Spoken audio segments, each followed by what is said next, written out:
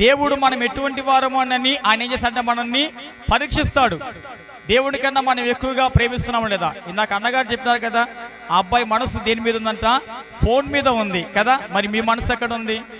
ఒక అబ్బాయి మనసు అమ్మాయి మీద ఉంటే అది పనికిమాల మనసు, ఒక అమ్మాయి మనసు అబ్బాయి మీద ఉంటే అది కూడా పనికిమాల మనసు. మన మనసు దేని మీద ఉండాలా? దేవుని మీద ఉండాలా. ప్రియ దేవుని సంగమా, మన మనసు దేవుని మీద ఉండాలా.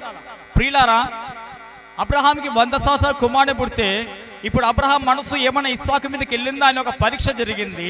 వెళ్ళిన తర్వాత ఆ పరీక్ష కొరకు ఏం చేశాడు దేవుడు? నీకున్న కొడుకుని ఇచ్చేసా అన్నాడంట. ఏమి ఇవ్వాలంట? బలిగా ఇవ్వమన్నాడు, దహన బలిగా ఇవ్వమన్నాడు. దహన బలిగా అర్పించమని దేవుడు చెప్పినప్పుడు ప్రియులారా మీరు జ్ఞాపకం చేసుకోండి, అబ్రహాం ఏం చేశాడు? అతని మనసు దేవుని మీద ఆడుకుంది కాబట్టి దేవునికి ఇవ్వటానికి వెనకాడకుండా ముందుకు సాగాడు. దేవునికి ఇవ్వటానికి ఇష్టపడ్డాడు, దేవునికి ఇచ్చాడు.